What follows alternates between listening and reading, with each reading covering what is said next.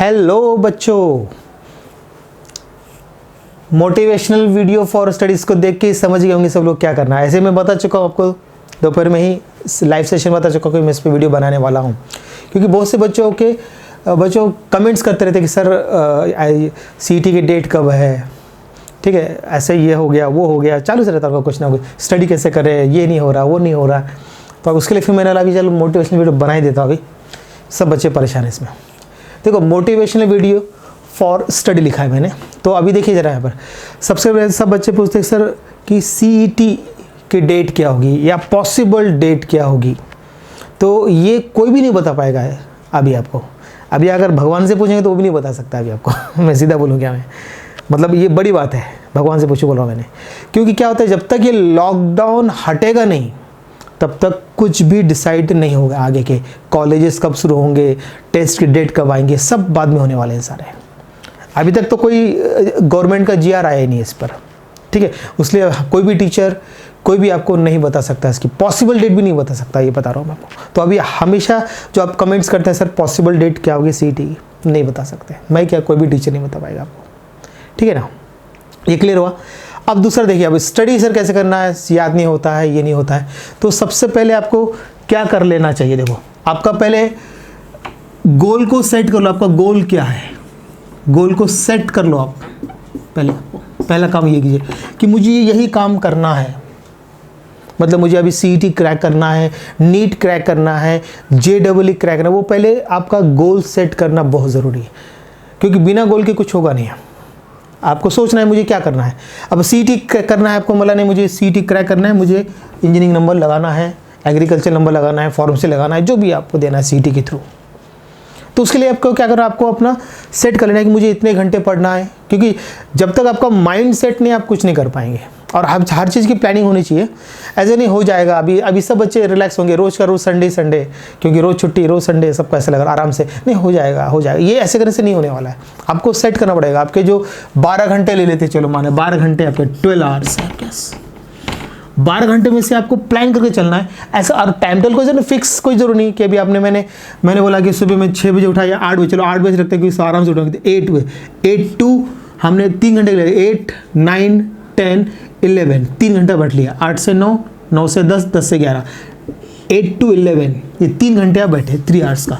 पहली सीटिंग ऐसे ले लो। इसमें आपको चाहो तो एक घंटे एक सब्जेक्ट पढ़ो या एक ही सब्जेक्ट 3 घंटे पढ़ो, ये आप पे डिपेंड है। फ्लेक्सिबिलिटी रखो, कोई ऐसा नहीं कि फिक्स है, कोई चीज़ फिक्स नहीं। तो हम लोग सिर्फ अपना एम फिक्स होना चाहिए, लेकिन फ्लेक्सिबिलिटी होनी चाहिए उसके अंदर। अब आपको मान लो अभी आपने उसके पढ़ा, फिर आपने क्या किया, फिर आपने 12 से 2 या जो भी है 12 से 2 घंटे फिर आपने कोई पढ़ लिया, फिर आपने स्टडी कर दिया। फिर आप सो गए 2 से 3, 4 जो भी, इतनी लग गई, अरे यार मुझे तो मैंने टाइम टेबल सेट कर, मैं 2 से 4 मुझे कुछ पढ़ना था, ऐसे मान के चलिए, या 4 से 5 पढ़ना था, नींद लग गई। तो ये फ्लेक्सिबिलिटी रखिए। लेकिन आप 12 घंटे पढ़ना है, 24 घंटे में से 12 घंटे, या चलो 12 नहीं तो 10 घंटे तो पढ़ना है, ठीक है ना। अब आप बोलेंगे सर फिर हम यूट्यूब में चैनल भी देखते हैं, कैसे होगा, ठीक है ना। चैनल देखते हैं तो वो टाइम को हटा के आप आगे पीछे सेट कीजिए। मैं क्या बोला, फ्लेक्सिबिलिटी बहुत ज़रूरी है। कोई ज़रूरी नहीं कि आपको फिक्स कर रखा है टाइम टेबल, ठीक है ना। अच्छा हाँ, अभी ये गोल पहले मेरे पास में गोल सेट कर दो आप अपना, कि मुझे सीईटी क्रैक करना है, उसके लिए मुझे इतना घंटा फिजिक्स पढ़ना है, इतना घंटा केमिस्ट्री। पहले बता चुका हूँ, 3-3 घंटे की सीटिंग लेनी चाहिए कभी भी, नहीं तो 2-2 घंटे की, 2-2 घंटे की आप लगाइए 4 सीटिंग, बाकी छोड़िए।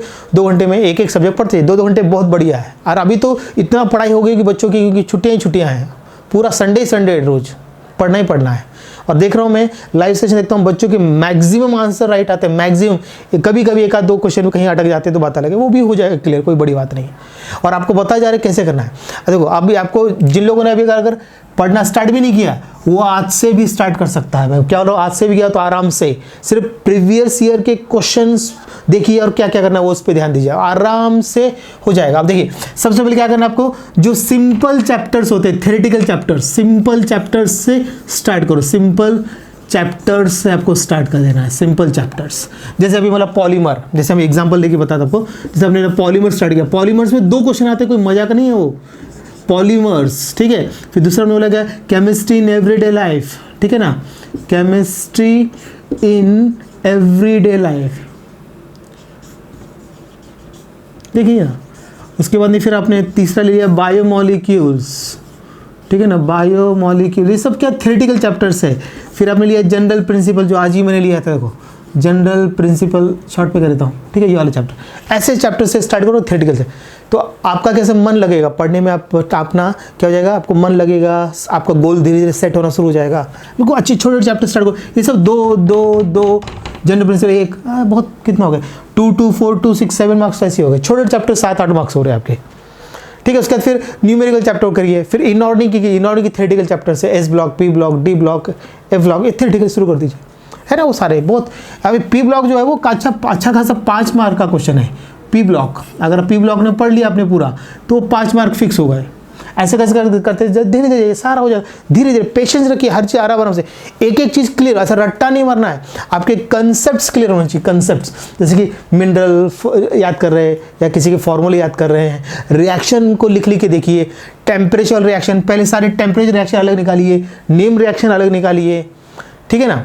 उसके बाद कैटलिस्ट वाले रिएक्शन अलग निकालिए, ऐसे अलग अलग करके आप क्लासीफाई खुद कर सकते हो, अलग अलग करके उसको याद किया जाता है, मालूम है क्या। तो आपका ये बहुत आसान हो जाएगा, कुछ भी हार्ड नहीं है। मैं कह रहा हूँ ऑर्गेनिक केमिस्ट्री को लिख के याद कीजिए, इनऑर्गेनिक केमिस्ट्री को टेक्स्ट बुक में लाइन टू लाइन ऐसे हाईलाइट से कर दिए, मेन पॉइंट को हाईलाइट कर दिए और उसको बार बार पढ़ते रहिए, दो जितने बार आप रिवीजन करेंगे उतना परफेक्ट आएगा। और बहुत टाइम है, आप 1 महीने में 10 बार रिवीजन कर सकते हो ना, अगर आपने ठान लिया, आपने डिसाइड कर लिया नहीं भाई मुझे कुछ करना है, मैंने वही बोला ना, सेट गोल को सेट करना है आपको। पहले आपने डिसाइड कर लिया मुझे डॉक्टर ही बनना है, मुझे इंजीनियर बनना है, आपने अगर सेट कर लिया कि मुझे सीटी क्रैक करना है तो बात कोई रोक नहीं सकता, ठीक है ना। आज के बिना कुछ होगा ही नहीं। बहुत से लोग ऐसे हैं, आपने बहुत से स्टोरी सुनते होंगे, मोटिवेशन वीडियो बहुत सारे आप देखते होंगे, उनमें सब में सुनते होंगे, कहानियाँ बताते हैं, ऐसा होता है वैसा होता है, देखते हैं ना आप लोग सभी लोग। तो आपको वो जो सबसे बेस्ट देखिए, अभी तेंदुलकर के सब लोग ज़्यादातर मोटिवेशन वीडियो वही लेते हैं। तेंदुलकर जब 16 ईयर्स का था, जब वो गया था कहाँ, पाकिस्तान में मैच खेलने के लिए, तो उसके वकार की पहली बॉल लगी, नाक में खून निकल गया, तो दूसरा कोई होता तो छोड़ देता, लेकिन उसने बोला नहीं मैं देश के लिए खेलूंगा, उसने खेला। उसके नेक्स्ट बॉल पर उसने चौका, फोर्थ मारा है, चौका मार दिया उसने, बिल्कुल बाउंड्री के बाहर बॉल कर दी उसने, बना दिया उसने रन, रोक के रख लिया, फॉलो ऑन बचा लिया था उस टाइम, टेस्ट मैच था वो। तो ये रहता है, वो डिसाइड कर लिया, क्योंकि तेंदुलकर डिसाइड कर लिया था कि मुझे ये करना है। ऐसे बहुत सारे आप वीडियोस देखते होंगे, स्टोरी सुन होंगे, ऐसा है वैसा है, ठीक है, वो ठीक है, अच्छा है वो, लेकिन मैं कह रहा हूँ आप खुद डिसाइड कर लीजिए, डिसाइड कर लिया ना आपने, कोई भी आपको रोक नहीं सकता आपको, ठीक है ना। और छोटे चैप्टर करो ना, ऐसे आप छोटे छोटे ना, एक एक छोटा करते करते बहुत बड़ा काम हो जाता है बाद में, मालूम है क्या। और ऐसे स्मॉल थ्योरेटिकल चैप्टर्स पहले निपटाइए, आपको लगता है, फिर आप बाद में क्या करना है, जैसे अभी रिएक्शन वाले चैप्टर से कि अभी आपके जितने भी है, halogen derivative alkanes, alcohol phenol ether, ठीक है ना, उसके अंदर फिर अल्डेहाइड कीटोन कार्बोज, ये रिएक्शन, इनको फिर रिएक्शन लिख लीजिए, एक एक रिएक्शन 2-3 बार लिखिए। नेम रिएक्शन बहुत ज़्यादा इंपॉर्टेंट रहते हैं, टेम्परेचर रिएक्शन इंपॉर्टेंट रहते हैं, ठीक है ना, कैटलिस्ट वाले रिएक्शन इंपॉर्टेंट है, ऐसे रिएक्शन कोशिश करो, हो जाता है सारा कुछ, बड़ी बातें लिख के करो। अगर आपने डिसाइड कर लिया कि नहीं मुझे सीटी निकालना, तो फिर आपको करना ही है बैठ के, नहीं अगर नहीं करना है तो फिर अलग है, एमलेस से कुछ काम नहीं था, आपका एम फिक्स होना चाहिए, मैं पहले बता दे रहा हूँ, ठीक है। बहुत से बच्चे ऐसे करते हैं, तो आप छोटे छोटे चैप्टर, मैं फिर से बोल रहा हूँ, छोटे चैप्टर से बड़े बड़े चैप्टर धीरे धीरे, फिर आप क्या करो, एस ब्लॉक, फिर पी ब्लॉक, फिर डी ब्लॉक, एक साथ ये चारों को एक साथ ही निपटाना है। ये छोटे चैप्टर पहले निपटा दिए, फिर ऑर्गेनिक केमिस्ट्री पूरी निपटा दी, इनऑर्गेनिक केमिस्ट्री पूरी निपटा दी, ठीक है।